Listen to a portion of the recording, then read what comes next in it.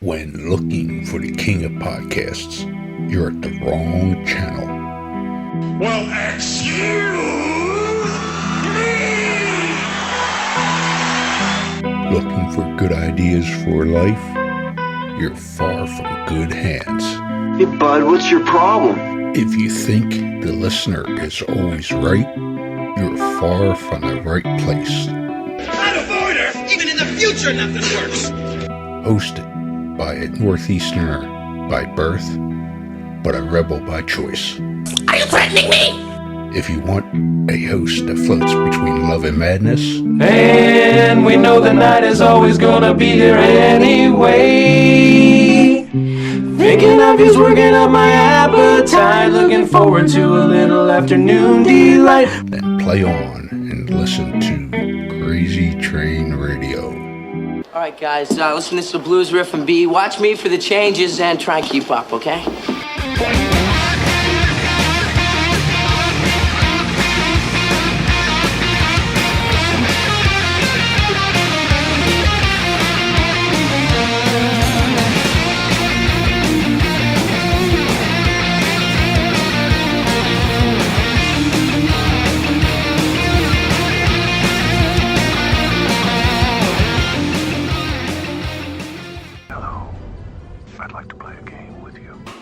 Within the gaming world, there are your general gamers, but then there are those that enjoy the dark underbelly of gaming. If you're one of those that enjoy the dark underbelly of gaming, we certainly got the place to send you.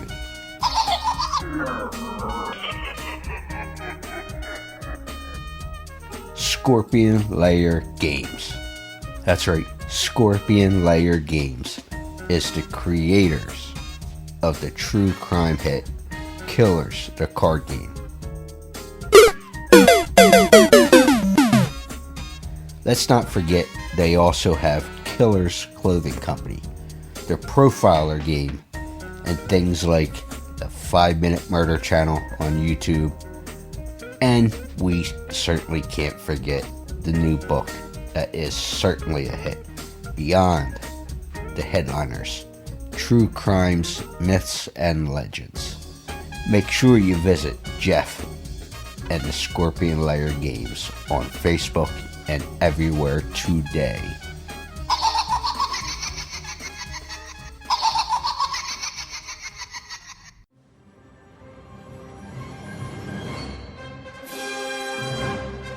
Hi, this is Anthony DeLongis, and you're listening to Crazy Train Radio.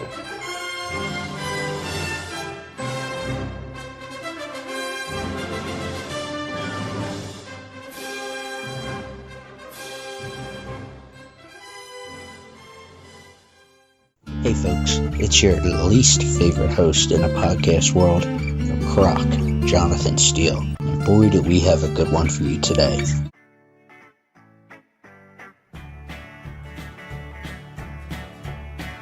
So, ladies and gentlemen, boys and girls, children of all ages, this is going to be take 2, and I know it will be a little better between sound quality and stuff I won't have to fix this time. But we are going to do a little fan roundtable here. And the nice part about this is I have 4 different fans from 4 different areas, even though 2 were semi-close to each other. But it will be nice because you'll have different opinions of US fans, a Canadian fan, black, white, male, female. You know, just different spectrums and categories. Not that things are categories, but it'll be a nice mixture to have these opinions. So let's go ahead and let the panel introduce themselves. Hello. Quiet, numbskulls, I'm broadcasting. But I think that at least 2 out of the 3 men here that are joining a panel are gentlemen. So why don't we let the lady start first? Hello, I'm Latrice Carter, host of the Horror Movie Warriors podcast. And you guys can catch me every Friday evening discussing different horror movies. And Miss Latrice, whereabouts are you from? I am from Plano, Texas. I'm originally from Detroit, Michigan, but I've been in Plano, Texas for about 13, 14 years now. Right on. So why don't we take a trek eastbound as if we were taking a little ride on I-10 and head over, a little road trip towards Tennessee and Georgia. If we were to go to I-10 and 95 to all that direction and a few more side roads there. Well, who are you? technically, Bob is actually closer to me. We're getting there. We're taking a roundabout road trip, so we can pay more. So we can pay more Uber fees. We're going the long distance route. So you're trying to make me spend more money, Jonathan. That's right. Yeah, we're going more further. On the Uber trip. So, Double M, who are you and where are you from? What's up, guys? My name is Matthew, and I am from Chattanooga, Tennessee. Right on.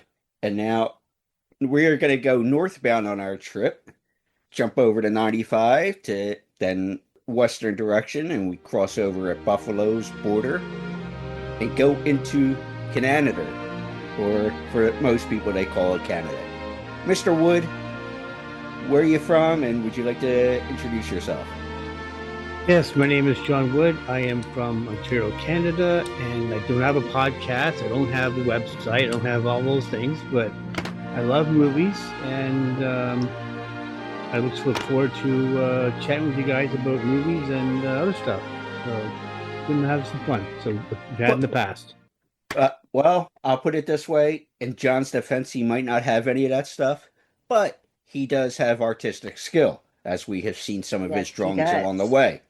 So we got to give him credit for what he does have and not what he don't have. All right, so we're going to cross the border again and bypass Latrice over in Plano, Texas for our Beard of Knowledge with the show, since Brian Young couldn't make it, that bastard. So our Beard of Knowledge on this front happens to be from close to the Austin, Texas area. I'm Bob White, co-host of Indie Slashers and Indie Slashers and Rock Thrashers podcast. I just outside of Austin, Texas, and huge horror lover, and glad to be here. And now people can understand why Latrice was saying about Bob being closer. I wanted to maximize the Uber fees, so that's why we did the roundabout. We came full circle. Exactly. Yeah. That's what I was thinking. Let's go to full roundabout. All right. So obviously we're gonna go with movies and different things within genres. So I guess the first question, and anybody can start this off. Can somebody or all three of you, could you explain what draws you to either going to a movie theater or waiting to see something streaming wise? May I? Sure. In the theater, I love the atmosphere.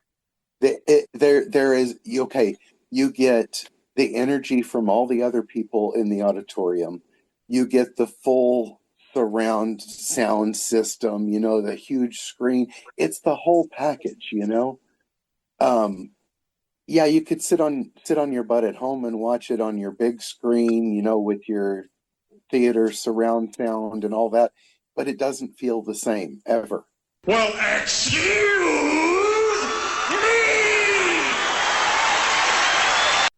Yeah, I'd have to agree with that.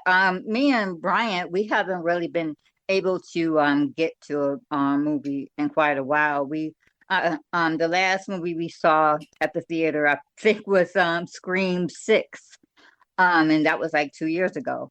Because we're busy with our son and stuff, and we don't really trust people to watch them, and we don't like my mom and my grandmother to watch them all that much because they're older, and so we just opt to wait until the movie is on streaming. But I do love the theater.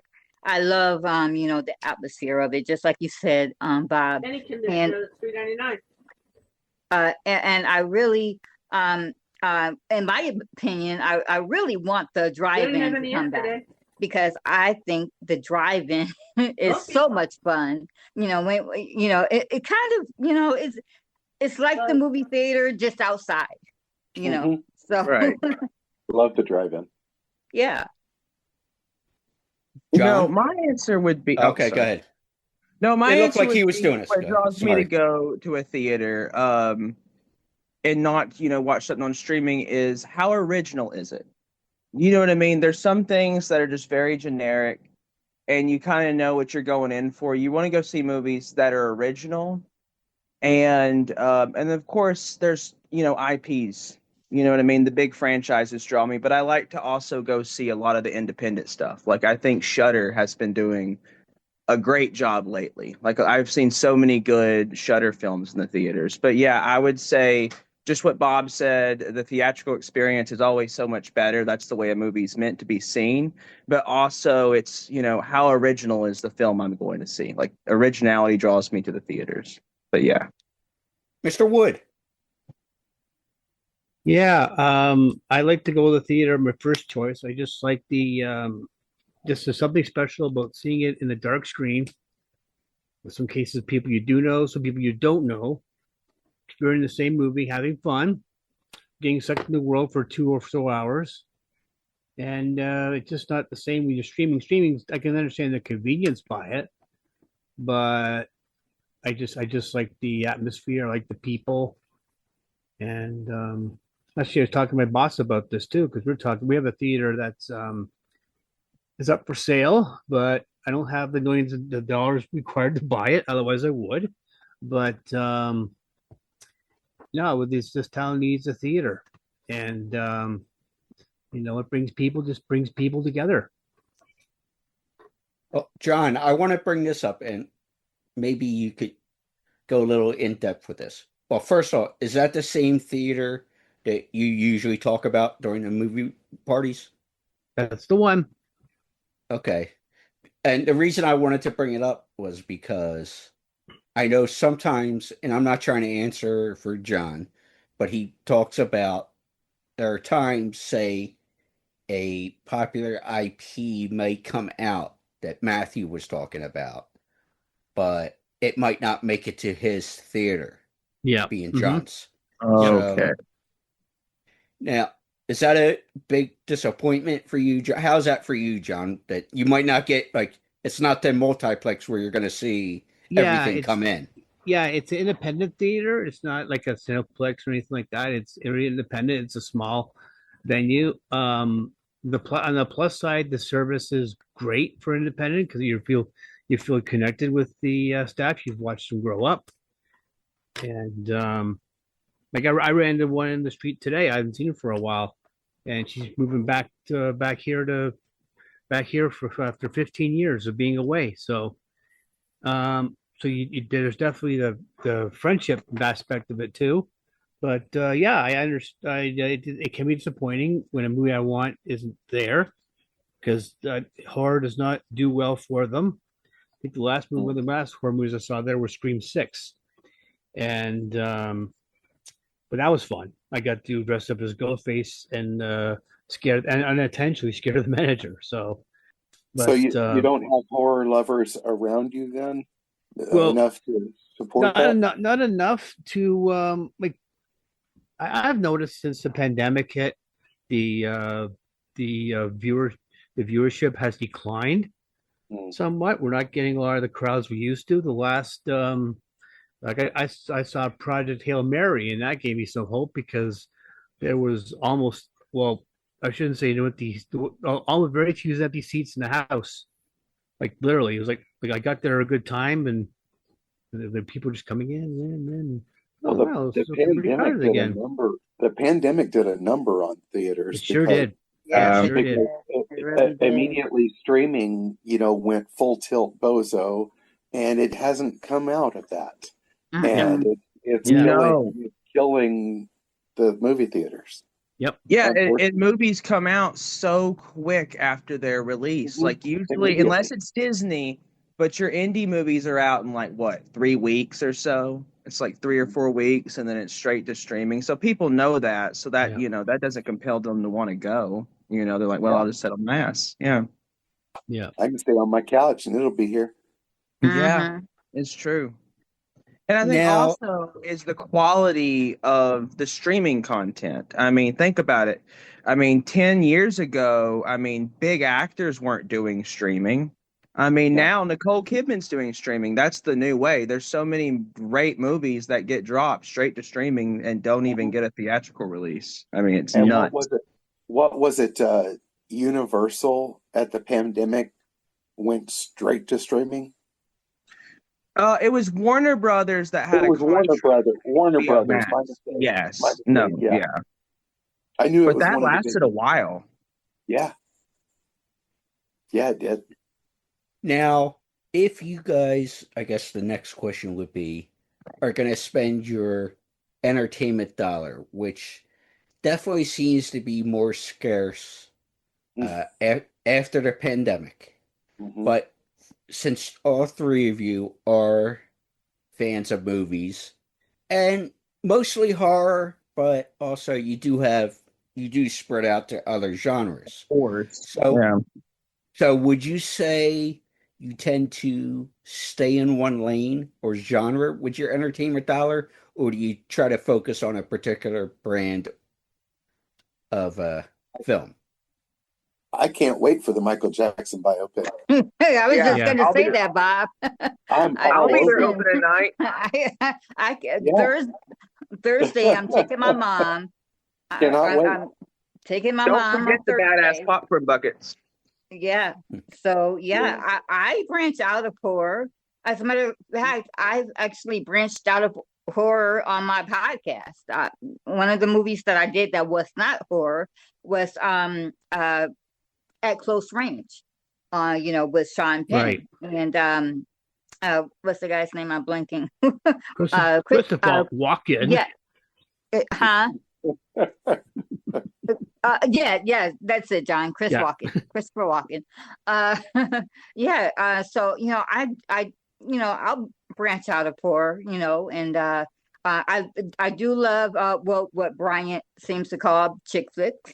I love them. Earlier today, me and my grandmother and Bryant, we were watching Straw. It's a movie on Netflix. I don't know if you guys have seen it or not, but Taraji P. Henson, that was very good. It was very good, Matthew. It really was. And so, and then in June, I can't wait to see Scary Movie 6. So yeah, I love a little bit of everything. I'm the same way. I'll go see anything that looks good to me. I love horror, and I'll tend to go, like, if there's a horror movie coming out that weekend, that's usually what I'm going to go to first. But I branch out of I watch various genres. You know what I mean? I will watch any film. If it looks like a good film, I'm not going to sit here and tell you that I'll really go see a chick flick. But, I might have seen a couple. But, I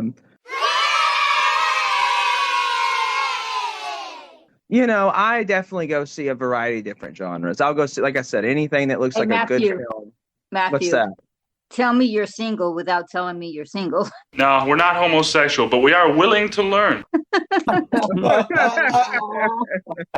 Well, I was going to make a joke there, but it ended up on a cutting room floor anyway because I don't feel like having a blowback for it. But I'll tell you afterwards what it was, but yeah, you'll have to save it. Yeah, but I'll put it this way: it'll be no surprise for the three of you or the four of you, coming from me. And me, I'll watch just about anything except a war movie. Okay. I prefer my horror to be fictional. Yes, we've had that conversation before. Yep. I talked to John Rice Davies, who Played Solid said the same thing. He wants his horror to be. He wants his horror to be based in reality. I mean, just without war and stuff. Just Yeah. yeah. Right on. Can All understand right, that. hold on. All right. Sorry, I had a little backwash on the whiskey. So, are you guys what? Well, before I ask this one, because it can coincide with what I was going to ask. I know at least, and he's not here, Aaron from AB Horror Movies. I know Bob is would be in this category, and I believe Matthew would be in this category. John and Latrice, I'm not too sure, but I'm sure they'll tell me here. What is your thoughts on having having physical media besides just owning things streaming wise? Because obviously that's been changing the past couple of years as well. Yep, love it. I'm a physical media hound. Me too. Yeah, me too. No, I mean, eventually something's going to happen with streaming. Yeah, You know, I and do believe the that. stream is going to get blocked, and everybody's going to go, but I can't see all my. Well, guess what? I can, because they're all over my wall. See, I'm one that has both a very large digital collection and a very large physical collection. I hope that doesn't happen. But as far as physical media goes, I mean, you get the best quality of a film you love. I mean, if you get 4K Criterions I mean, that's the best way you're going to watch that movie. And not only that, it's loaded with audio commentaries, bonus features. There's all these great companies, Vinegar Syndrome, Shout Factory, Criterion, like I said, Arrow Video. I mean, that's the best quality of the classic films that you're going to find. I love physical. And it's like what you said, they can't censor anything, I mean, and you always know you have it. So if something, hopefully it doesn't happen, but if something did happen to digital, it's like what Bob said, you got it on your wall. It's not going anywhere. Well, when the ZA happens, you can just get the gas powered generator going, get your TV and DVD player going, and watch a movie. The rest of the world, they're losing their minds, man. They got to read books if they got them. What about somebody like me? What about somebody like me who just can only read the pictures? Oh wait, never mind. Maybe you'll get some. Well, it's gonna be bad when you end up like Burgess Meredith in The Twilight Zone and your glasses break. Oh God! Who dares enter the sacred and awesome presence of the everlasting know-it-all? Nice. All right, so I want to go to about shifting of opinions as well as critical senses. And I would say, well, let's start with, I'm sorry, my bad, folks. I did say I was going to bring something out, but we'll leave this in. We'll leave my faux pas in. It's only right. So with the physical versus digital act, do you guys find yourselves being on the hunt for something that might not be noticed by, say, the average movie fan? I don't. Yeah. Yeah, I don't think so. I mean, I look for the rare, the hard to find. Now I get it. Okay. I do that. Yeah, okay, now that I get what you're saying, yes, there are certainly rare films that I've seeked out that are very obscure and, very limited, because there's a lot of great limited releases. So, yeah, I would have to say so. I like to have rare, and things that you'll never see on streaming, that maybe got put out on a disc long ago, And there are some movies like that. I've discussed some movies like that. Yes. Well, with that being said, to Bob's point, if I can counter things being on discs, I know Matt will dive into it a little bit, because of his vast collection.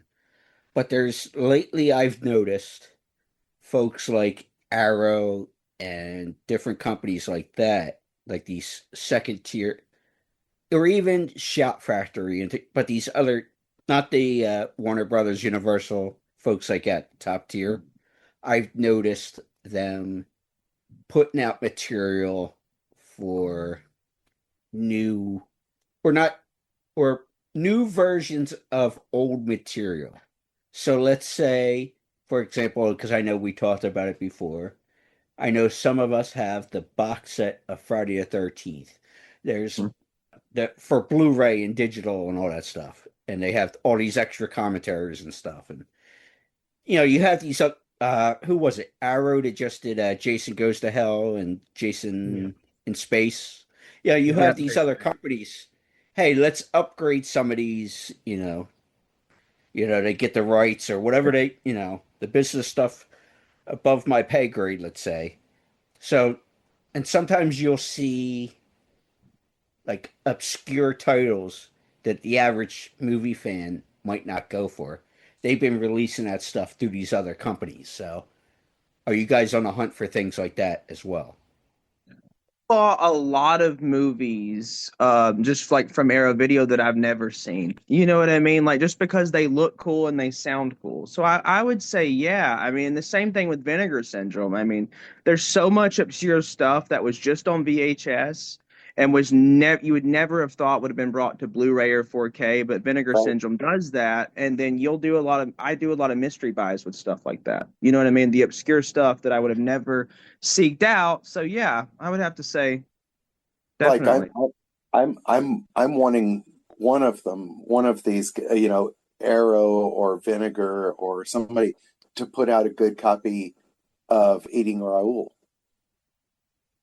I've never heard of that one, but yeah. Yeah, I've never heard of that one either. There you go. well, let me do this. Let me do this then, since Latrice and Matthew never heard of that. Bob, could you give a brief description of what that movie is? It is a lot like what it sounds like. It's a cannibalistic horror. Okay. And it's, if you've seen the original Death Race 2000. Yeah. Do you remember the woman that was also the principal in Rock and Roll High School? She was the Blitzkrieg bombshell or whatever in Death Race. Okay, yep. She and the guy, the hamster guy from Rock and Roll High School, who was also her sidekick, her co-pilot, I guess, in Death Race, they're in Eating Raoul also. Okay. They're a very good team. They work well together. They worked well together, but it's a fun movie, and I've yet to find a good DVD Blu-ray copy of it. I had it on VHS way back in the day. That's perfect Vinegar Syndrome material right there. That's the kind of stuff that they go for. Never know. Mr. Wood, is there anything on that particular subject you'd like to throw in there before I go to the opinion deal? I do. If I find something rare, I'm usually the what's interested in something like that. But I tend to go through not just horror, but other stuff as well. Right on. We are getting Michael Jackson here, so that'll pick. And the video portion of this isn't going to be seen, but John was getting a co-star behind him in his cat, which right on.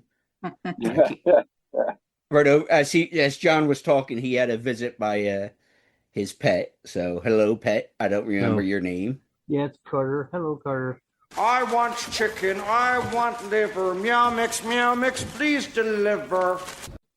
As in Jimmy Carter, or is that just, My sister's a Stargate fan, so it's Agent Carter, actually. Okay. SG-1. Oh. Yep. I thought it might have been Billy Carter. Yeah. Well, hello, Carter. Well, hello, Carter. He All said right. we'll talk later. Yeah. We'll send you some treats and stuff later. All right. So the shift in opinion and critical consensus. Now, I would say the first part here is critics versus fans, where it seems like there's been a widening gap. I don't know if it's because of things like the internet and social media and stuff, but I remember, and I think all of us, I don't know about Matt, he's right on that border. And I'm not saying that as a knock, but it's most of us would remember, say, shows like Siskel and Ebert and stuff. Yeah. You know, guys who were newspaper reporters, film critics. Then they went to TV, which is a great book by Matt Singer. If anybody wants to check that out, I'll give that plug there. I have a copy of that. But you know, where they would debate things, and no, I'm not surprised. They would always take jabs at horror, but that's another subject for another time. But like I was saying, with social media and the internet and everything going in a state we are now, not when their particular show was on. It seems like there's a widening gap between, say, the professional critic reception to films versus the audience or fan enjoyment. And perfect example, I guess you could say, of this, which can be good or bad, is, say, the visible Rotten Tomato scores. And fans also tend to have value based on emotional appeal and faithfulness to the source material. And I guess we can interject it here. And I will throw Matt under the bus on this one, because and the example I will use is Matt is a Scream fan. So, and he wasn't, and we can get into it as we talk about this subject, the critics versus the fans. Matt has made it known in the movie streams and stuff, and he's not doing it to be a jackass. That's so people don't take it that way. No. But he wasn't I say Latrice and all, I was like, no. Well, because you know Matt, and now this ain't how it is. But Matt, as a Scream fan, has an emotional attachment to the series. Right. So I guess we could start with Matt with this. What about, critics might think things here, but then there's that emotional attachment. Like I said, Matt wasn't a fan of part 7, but yet he's a fan of the series overall. So is that difficult to? How does one judge? Like, you're talking about how critics see it. Critics see it for what it is. Like, I think the critics totally saw that Scream 7 was generic, and that they kind of just pulled something out of their ass, when what the fans really wanted, and I think maybe even the critics too, was for them to actually bring it back to the original. This whole film was marketed around, bringing it back to the original. And what did it really do? Yeah, it brought back the soundtrack. You know what I mean? Nothing. Nothing. They just pulled it out of their ass. It was so disappointing. But no, I mean, as far as that goes, the fans, the audience score of Scream 7 is not that bad. Ay, caramba! But that's because you have loyal fans that are loyal like I am, but they'll put it aside and just say, yeah, it was a great film. And you know what? Some people may really think that, but there is a group of people that really they're not going to crap on it. You know what I mean? The fans will just give it probably a 5 just because they love the franchise and they don't want to see a low score on one of the installments. But yeah. Right. And I must say, as a matter of fact, I don't think it was yesterday, but I know the week before, and I think the week before that, because I always do the 5 fun facts on the podcast, and most of them are, Gene and Cisco didn't like the movie, and I'm always like, why are we listening? Why were we listening to them? Because they don't like horror movies. I think horror lovers should listen to horror lovers. Mm-hmm. We love the genre. We love the horror movie. So we're gonna, 9 times out of 10, we're gonna tell you what we think of it. And just like Matt didn't like Scream 7, but he loves the Scream franchise as a Exactly. whole. As a whole, he loves the Scream franchise, just like most of us do. But he didn't like part 7. So, we're going to take that to heart. You know what I'm saying? And, Exactly. so I'm like, why are we listening to Gene and Gene Siskel and Ebert? I don't understand. Because back in the day, though, that's what we had. Yep. We had Right. we had Gene Siskel and Roger Ebert. My uncle was the movie reviewer for the Dallas Morning News for years.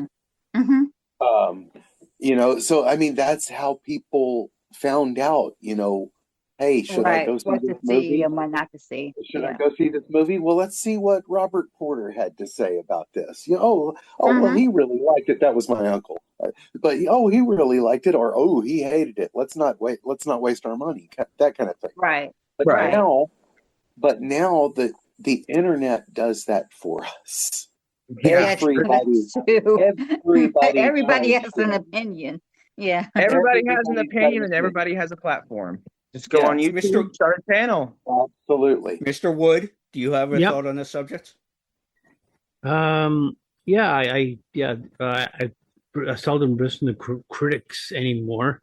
They, no, I like to go with my own point of view. We should take with this with a grain of salt, so to speak. Now we've got Rotten Tomatoes.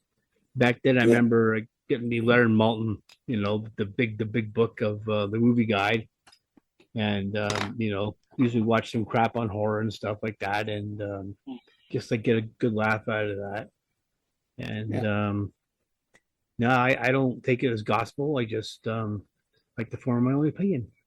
Now here, that goes back to kind of what Latrice was hitting on. So I'll flat out ask the question that she was leaning on and what John just kind of mentioned. As far as with the critics and stuff, and that's what they're paid to do and all that stuff. Yeah, for opinion.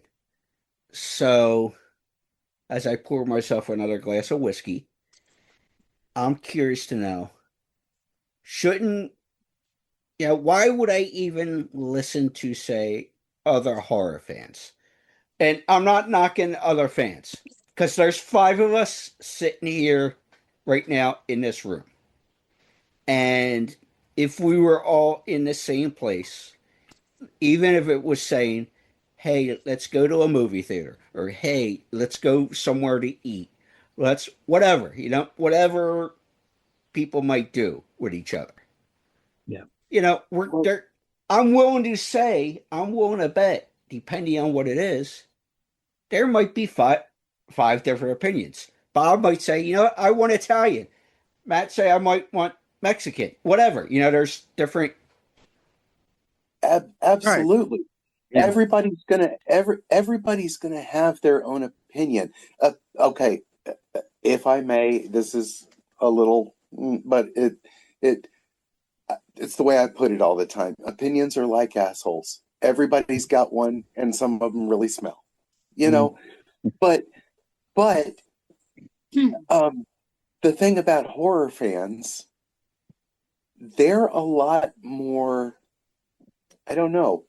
I can go to Matthew, and say, hey, I just saw this banging horror movie, and it may not be for him, Right.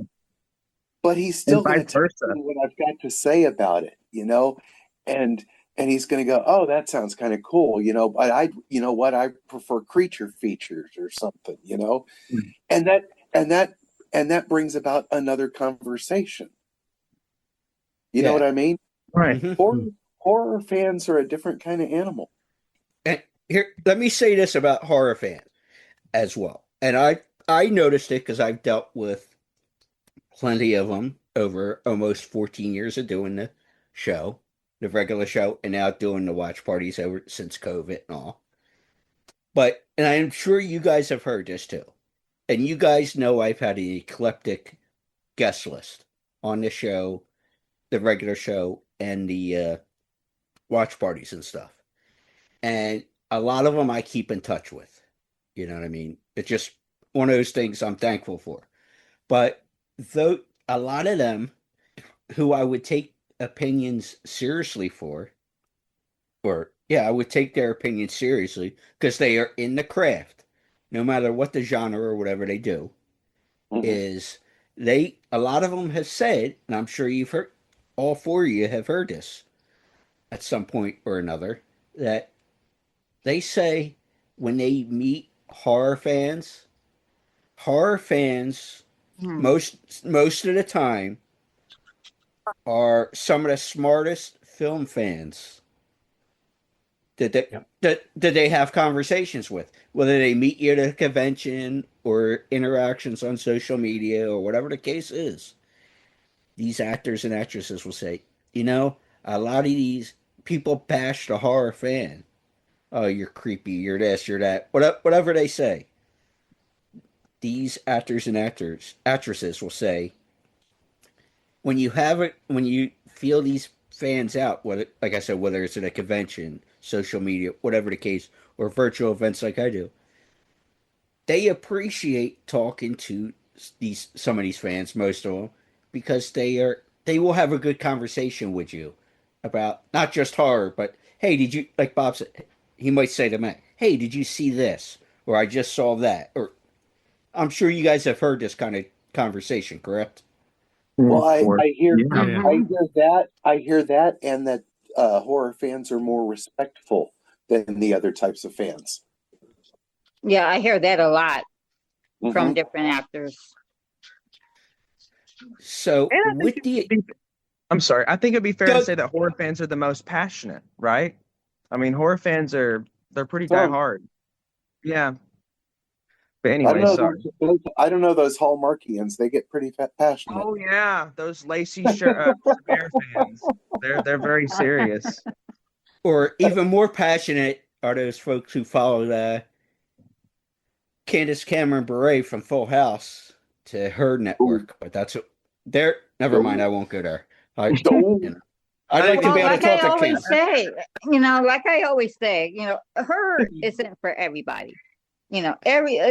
Nobody said that Candace Cameron Bure had to like horror movies. Yeah. But Matt, why would she? I get it. That's a whole nother conversation. And each parent is their own in terms of what you're going to show your kids, and I'm not going to judge somebody on what they choose to. I mean, and I feel like I can say that because I'm a Christian just like she is. She says it because, it's a Christian thing probably. Well, me, I'm the same way. I just love horror movies. That's all. Okay. Well, you know what? This is more directed to Latrice and Bob because the two of you, I know, are parents. Obviously Latrice's son is younger than Bob's daughter. So that's not a bad thing. It's just a generational thing. They're a generation apart. Right. And when do you think it was appropriate to introduce your kids to either horror or how did you make, or whatever the case is, how did you guys go about your decision making on what you would and wouldn't let your child watch? That's a hard one, actually, for me anyway, because I just when I went about doing my podcast, Halloween 1978 was the first movie that I did, and I would watch that, and he was really young when I started the podcast. He was like 2 when I started, and he would be in the room with me while I'm watching the horror movies. Now of course he's not paying attention, so he was doing other stuff, either on his iPad or just doing other things. But now whenever he hears the Halloween song, he'll say, Halloween, that's Halloween. So So I think I started out with Halloween, and probably because I always tell people, I always jokingly tell people that my first horror movie was 1978 Halloween, because my mom would go see that when she was pregnant with me. So I always tell people that that's my first horror movie right there. But Now, so yeah, right on. Now, Bob, obviously your daughter's an adult now, has her own family, all that stuff. But in the same thought process, and I'm not going to throw personal business out there, but I'm sure this conversation came up with you and your daughter's mother at some point. What was appropriate to let, and it was a different generation too that she's a part of, but it was, I'm sure that conversation happened as well. What's appropriate? What will we okay for her to see? What's not? Depending on where she was age wise. We decided that it was probably best not to do it the way that I was raised. Okay. Because I was very, very young, very, very young when I saw The Exorcist in the theater with my father. Oh. Yeah, I mean, we went and saw it when it was first released in the theater, and I was very young. I mean, I went and saw horror movies with him, and I liked it. I couldn't see my daughter doing that though, Yeah. Plus, my ex-wife was not a horror lover. Okay. What so it was just but she was watching them by the time she was 10, 9. Now let me ask this, because I know they're two different children and all that stuff. Even though, like I said, Bob's daughter is an adult now and has her own family, all that stuff. That's not why we're here. But were decisions made with that based on, because I don't know your daughter at all. I don't know her headspace. I don't know any of that stuff, right? Obviously, that would be as of now. But did part of your decision making, and I guess Latrice can answer this too with her son, even though he's younger, did it base your decisions on, say, her maturity level and things like that? Because she, like you said, she might have been 10 years old, but there might be something that comes out in the theater or the movies or TV or whatever. You thought she might not have been at a mature level for, if that makes sense. No, she was incredibly mature at a young age. Okay. So the maturity level was not the issue. That wasn't a question on, at all. At all. Latrice, how do you feel with that? Like, as far as a maturity level? Because like I said, your son is still a child, I would say. Yes. And what I let him watch is kind of tame, to what I really like. I allow him to watch, of course, Halloween, the 1978 Halloween. I'll let him even watch It, the 1990 version. It. I'll let him watch Killer Clowns from Outer Space. I'll let him watch A Nightmare on Elm Street and Friday the 13th. So all those, yeah, I'll let him watch. I don't let him watch anything demonic or anything that I think is too much or would scare him too much. And I would think that, again, like I said with Bob, I would also assume, and I don't mean to assume because they say it makes an ass out of you, but those are conversations you would have with your partner, who is your son's father. Yes. So I'm sure that's a conversation you would have depending on what it, in terms of how do we raise our son. So, all right. Now let's jump back into the regular, what we're talking about with opinion and critical consensus, so I can bring John and Matthew back in. Before go ahead. Before you change it, that's not what my dad did. Just to let you know, because my mom didn't know he was doing that, taking me to the horror movies. Well, that's a whole nother conversation in itself. Yeah, that's a whole nother where you and your ex-wife had conversations. Latrice has conversations with Brian. That's a whole different. That's a whole different deal. And we could spend 45 minutes and do a therapy session on that one. But yeah, that's a whole nother. I'll have to charge for that one. No. All right. So Matt brought up something interesting before I asked that question, as far as with your kids and stuff, about passionate fans. And I would call it passionate advocacy. And it's I guess you could say it's one of the good things with the internet and everything else now. And I'm glad I could bring John and Matthew back into this. Fan communities, whether it be Facebook groups or different things, often rally behind projects that critics would dismiss, leading to cult classics over time. So, let's start with John here. I'd like to get his thoughts on this. So, because I know he is very passionate about certain projects and everything else, I guess. How important is the fans' passion with things, John? Then everybody else can jump in. Oh, very important. I think the fan passion keeps the projects keeps them. What's the word I'm looking for? Just interesting. They just the interest in it.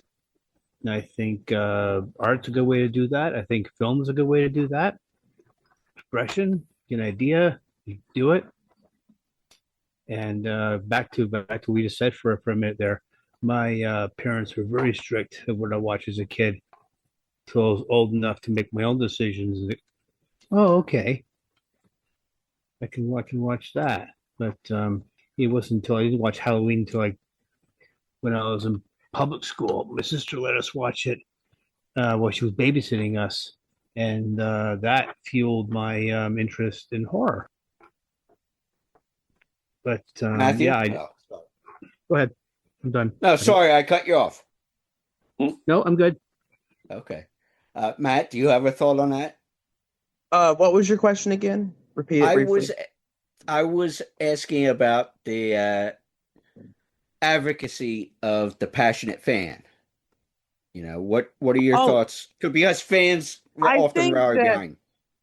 I think we have a lot of great passionate fans, but I think there's always a line between the toxic fans and especially, fans of Scream.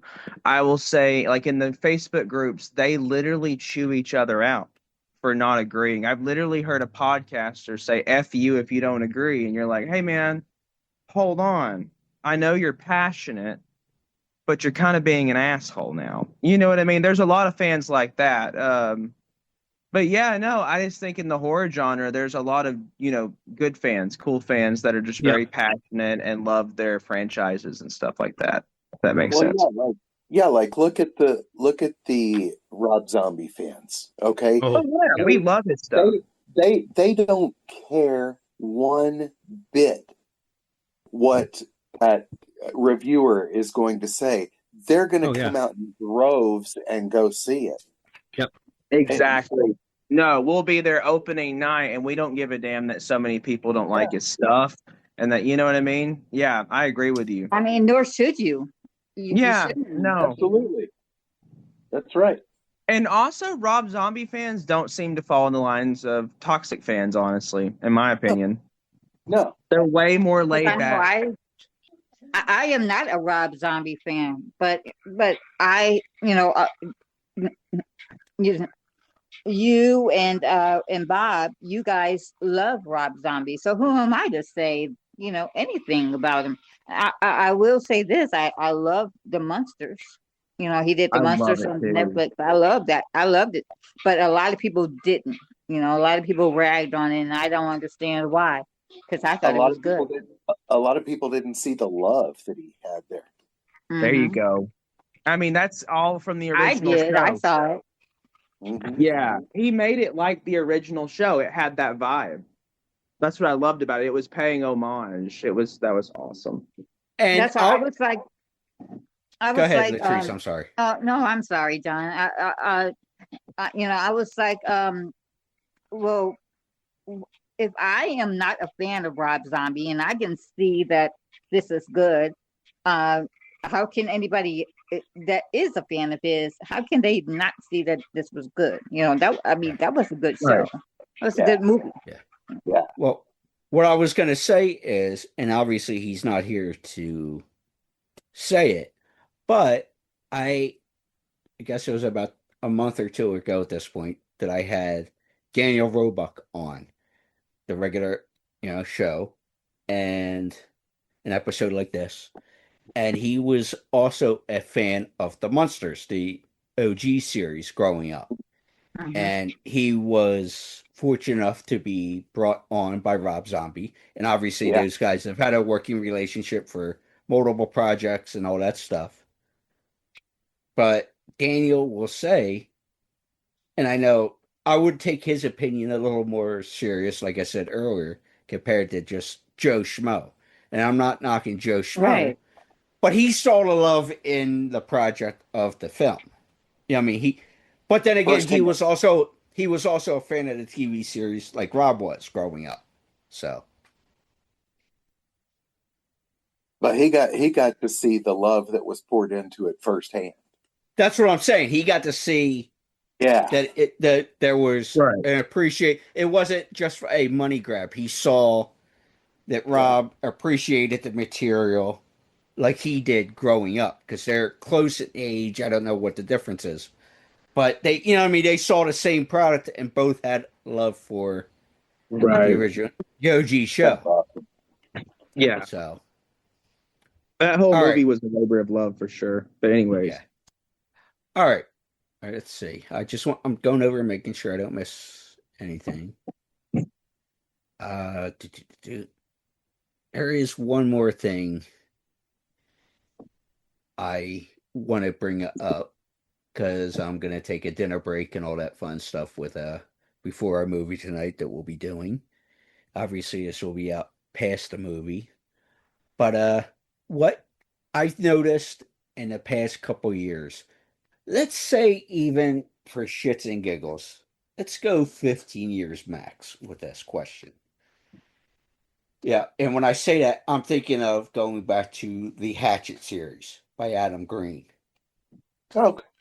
But it seems more and more you're having good quality, for the most part, of independent films.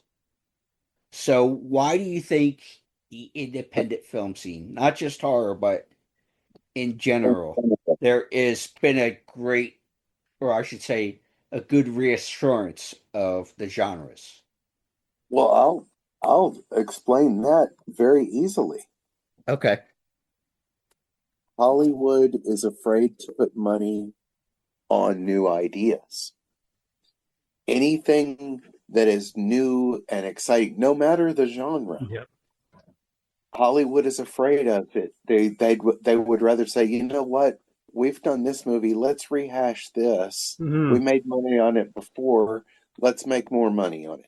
They would 100%. rather do that than take a gamble on this great new script. Yep. So your art is coming from independent film and foreign film. And not only that, because I've had indie artists on the podcast, and I never will forget a lady. Her name is Tracy Allen. She does indie films and stuff, and she told me, she said, "Well, Latrice, because I was saying how I don't really like independent movies.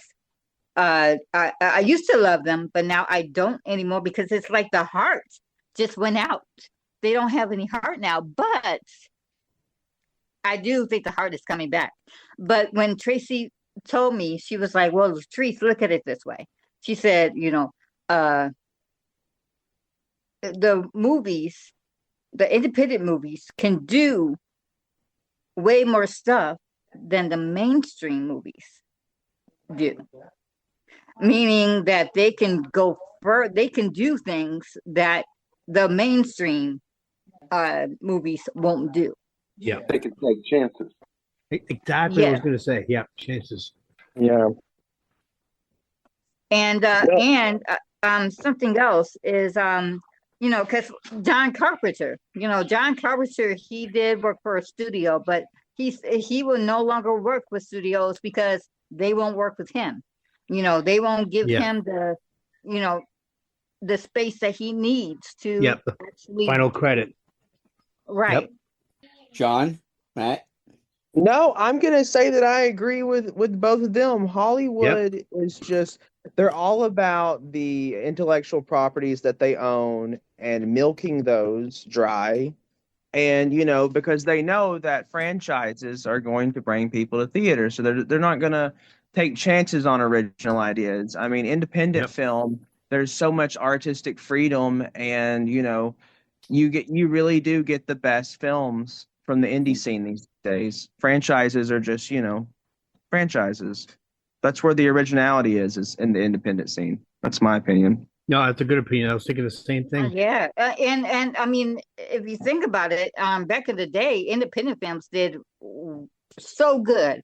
I mean, Halloween was an independent film. That's how horror had its breakout. Yep, I Spit on Your Grave. That was an independent film. Yeah. Yeah. So yeah, I think that, and I do think that the heart for the movie is coming back. For sure. That's what it seems like. It seems like the heart for the movies, the love for the movies is coming back. And if as horror lovers, okay, if you haven't checked out any Korean horror, check it out. They're doing some good stuff. Mm-hmm. Well, I guess I should ask this as we wrap. Did we miss anything, do you think, in this hour conversation? I can't think of anything. You guys touched on everything else I was thinking of. I think we handled a lot of great topics. Okay. Well, let's. I could think of one. Okay, what do you got, Latrice? Haven't covered, but we don't have to talk about it for this hour. But I would like to say that African American horror is becoming a thing, and I'm glad about it. And it's on the rise, and I love it because it is on the rise. It is definitely on the rise. Sinners was banging. Sinners was amazing, masterpiece. It was. Well, and you guys can put me in my place if I'm wrong here. I don't think that had anything to do with, and I get why you might consider that an African American movie, quote unquote. Mm-hmm. But what about, hey, the people involved were just good at what they did. When you're talking like a Ryan, what's his name, Ryan? The director. Gosling? Oh, Ryan. No, Ryan not that. Ryan Coogler, right? And yes, and Michael B. Jordan. And why can't they just be? Yeah, I mean, the people involved. Why can't it just be that they're good at what they did and they had a good product? Oh, they are. Oh, yeah, most definitely. And I don't mean to bring race into it. No. I didn't take it that way. I didn't take it that way. I'm just saying. But a lot of people do. A lot of people are like, oh, why bring race into it? And here's the answer to that for me. For me, I bring race into it because we are Black. We are. I mean, you really. I mean, you look at me, and what do you see? The first thing you see is a Black woman. So, damn, I know I missed something here. What the hell? The way I look at it is things have been so one-sided for so long. It's time to give credit where credit's due. Exactly. There you go. I agree 100%. And I get it being a history guy, but with all that stuff, it's like I just look at a good product's a good product, and that was a good film for an example that you guys threw out there. Oh yeah, most definitely. And the people involved were so they were excellent. Yeah. All right, folks. Well, thank you so much, everybody. And I know I'll be talking with you guys in a couple of hours anyway for a viewing. So thank you for doing this. Yeah, you're welcome. Thank Thank you, you for Jonathan. having me Yes, on. thank you for having me, man.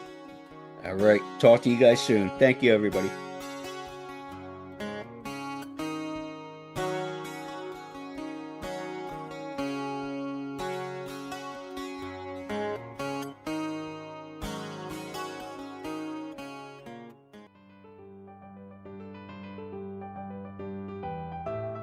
Hey folks, looking for the ultimate destination for the nerd enthusiasts and collectors? Well, we found the spot for you.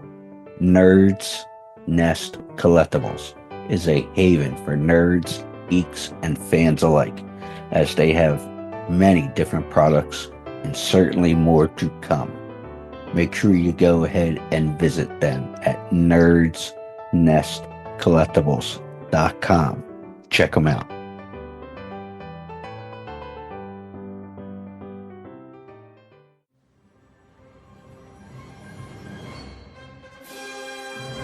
Hi, this is Chelsea Field, and you are listening to Crazy Train Radio.